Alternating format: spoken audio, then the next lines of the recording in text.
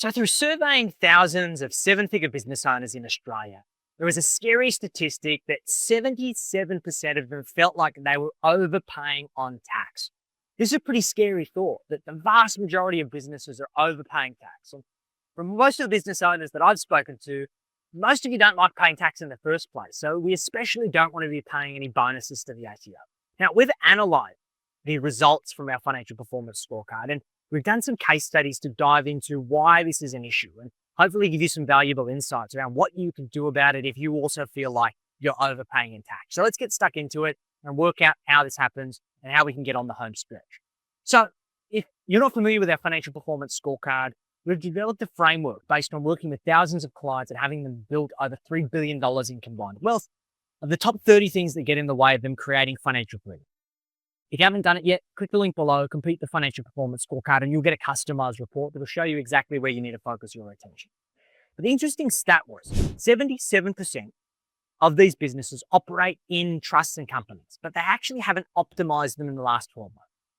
They're paying corporate tax rates or potentially personal tax rates above and beyond what they should be paying because they don't have an optimal strategy around tax optimization. So through working with these clients, we've been able to work out the reasons why this is the case and also what you can do about it. And there's basically 4 pillars of this structure optimization. So pillar 1 is the entity architecture assessment. We need to look at the current state. So we want to look at the entity types and we want to understand the tax implications. So for example, individual name, you've got a progressive tax system from 0 tax up to 47% tax, okay? Pretty straightforward. There's also other benefits, like you get the capital gains tax discount, and it's also very simple. But if you own assets in your own name, you have no choice but to pay personal income tax rates.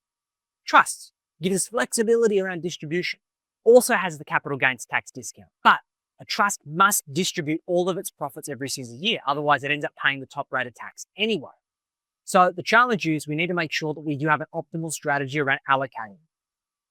A trust is also not very good to run a business because of that forced tax outcome. And then a company, if it's a trading company, it pays 25% tax. If it's an investment company, it pays 30% tax. And it has the ability to hold profits within the entity without having to be forced to distribute. The other added benefit is that a company gets what's called franking credits. So when it pays tax, it doesn't forget that tax. It actually accumulates that tax, which can be used to offset future tax in the future. So we need to understand all of those various structures, and there are others that we can consider. Superannuation, there's unit trust, there's hybrid trusts, there's lots of other structures that we can consider. We want to look at your current structures, we want to look at the implications, and we want to compare it against the other alternatives. Next, we want to understand your income flow and your distributions. Like, what is the income that's coming through, both currently? What do we expect that to be in the future? How have you been handling that? We want to look at asset ownership and protection levels. So we want to see, well, what are the things that you're concerned about? What does asset protection mean to you? And how do you currently own your investments? And we want to look at compliance costs and the administrative burden, because there is no point adding extra complexity if it's not going to add value above and beyond the costs to maintain it. So the optimization opportunities that we consider is like income splitting through family trust, corporate tax rates used to allow us to accumulate retained earnings at 25 or 30%. Capital gains tax discounts for assets that you're looking to dispose of, right? Negative gearing potential if you've got high income and you want to be able to offset some of that. There's lots of things for us to consider. Now, pillar number 2 is the income distribution strategy. So, for example, a family trust provides a significant advantage, right? From surveying these clients, only 21% of the people that we survey doing over 7 figures use trusts for income distributions for lower tax rate individuals in their family or corporate beneficiaries, which we'll talk about separately. That's potentially $30,000 to $80,000 in annual tax savings that are lost. So we can't distribute to anyone, and there are rules that are in place, but there's a distribution framework that we follow. So we understand the family members and we understand their tax rates and thresholds. We work out how do we optimally split that income to minimize the total family tax. We get clear on the timing of those distributions to maximize the benefit. And we look at also integrating that with superannuation contribution. And the other factor is that you may not even have other family members to distribute to, but we can also distribute to a bucket company, which is a corporate beneficiary of the family trust. If you're paying 46% tax, it's better putting it somewhere that can pay 30% tax, right? So we had a client, James. 400 grand in business profit. His personal tax rate was 47%. We reviewed this structure optimization and we distributed 200 grand through a family trust to his spouse at a 19% rate, saved $56,000 in tax. But that's not chump change, guys. It's pretty valuable saving. Now, pillar number 3, asset protection.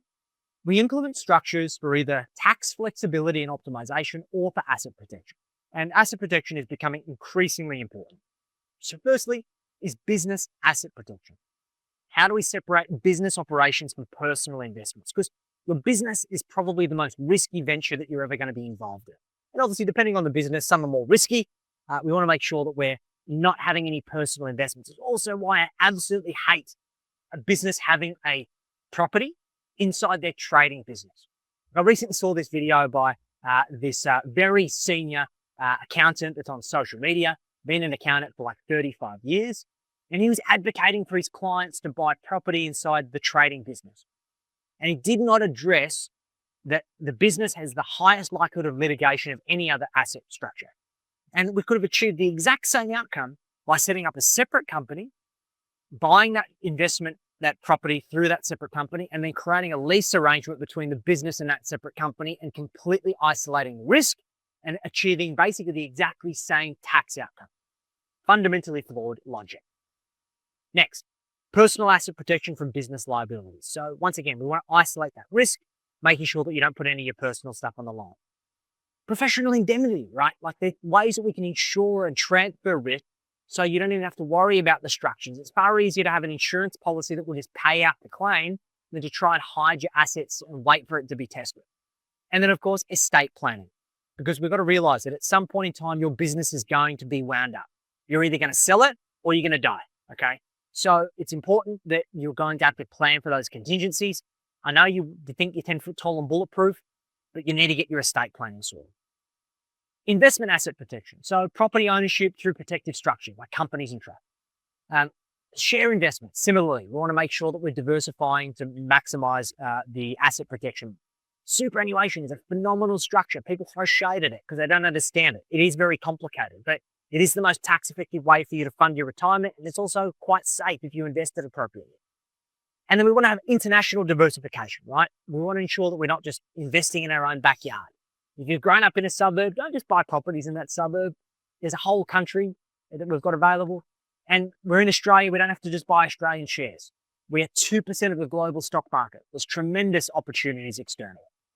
And then pillar 4 is succession planning, right? Like succession planning is either going to be a family wealth transition. So at some point, we're going to transfer your wealth to your children, to other family members, to charity and other causes that you care about, or your business.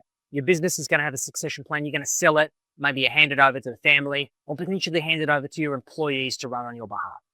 So you really need to consider, what does intergenerational wealth look like for you? What does wealth transfer look like for you? Is it something that you want to have done after you're no longer of this world? Or are you one of those types of people that wants to see the benefit of transferring the wealth while you're still alive so you can see the impact that that wealth has? These are really important conversations because it allows us to create what we call governance. And governance has nothing to do with the government. In fact, I think the government does a terrible job at governance. The idea here is governance is about creating rules and structure. How do we have conversations around how we want things dealt with? And how do we create frameworks that support those decisions being made so we get the outcome that we want? Really, really important. So I urge you guys that if haven't optimized your tax structures in the last 12 months, if you haven't sought advice around whether you've got the optimal structures, you're leaving opportunities on the table. So complete the financial performance scorecard. It'll take you 5 minutes. It's going to evaluate your profit strategy, your tax strategy, and your wealth strategy. And it's going to give you a customized report that will show you exactly where you need to focus your attention. So then you can start working on the things that really matter, whether it be a tax structure or whether it be something. So click the link below, complete the financial performance scorecard, and let's start optimizing that money that you work so hard to build.